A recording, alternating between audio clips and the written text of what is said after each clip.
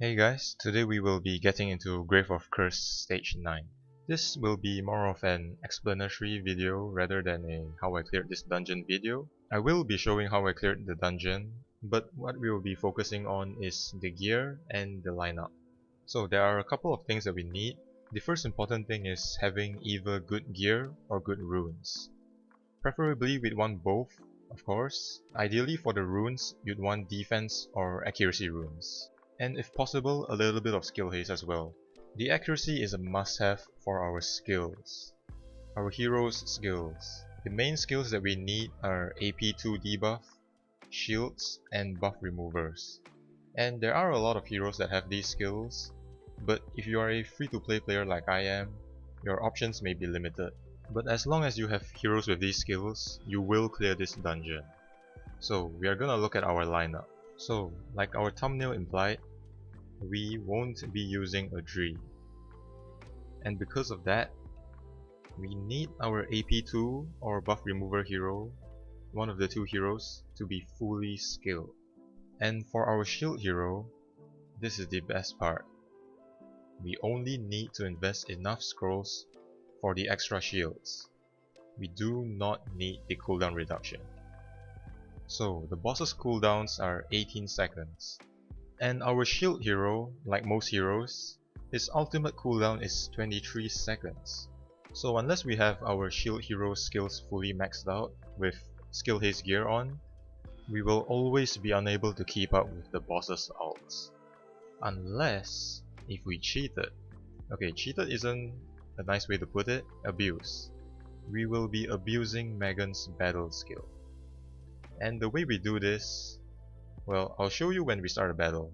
But before we do that, I want to talk a bit about the good artifacts that we must have. And that is the Incense Burner.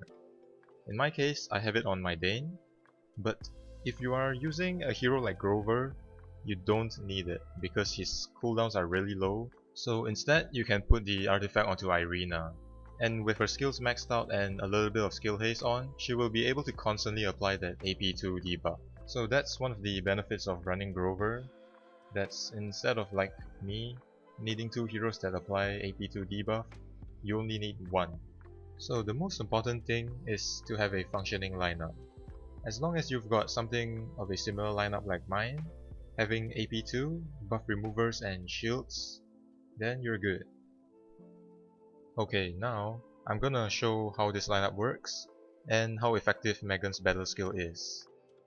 But before that, we're gonna change out our gear. We won't be using the 3-piece ancestral set. It's nothing complicated. All you have to do is put whoever you want Megan's battle skill to apply to in the middle.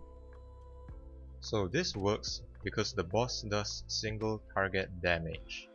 So whoever you place in the middle will be targeted by the boss, or the boss's single target damage skills. And because your hero is taking damage from the boss, Megan will prioritize healing them first.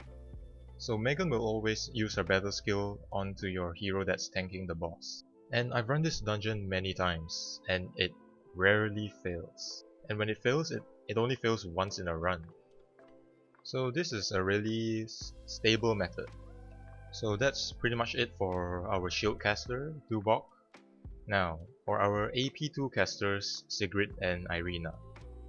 So, our Sigrid is on 20-second cooldown because we have her skills all maxed, but Irina is on 23 seconds. They are unable to catch up and be on time to cast their ults after the 3rd or maybe the 4th cycle.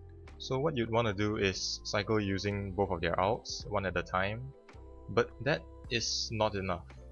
So because our gear are mainly on defense and our runes on accuracy, our lineup really lacks damage.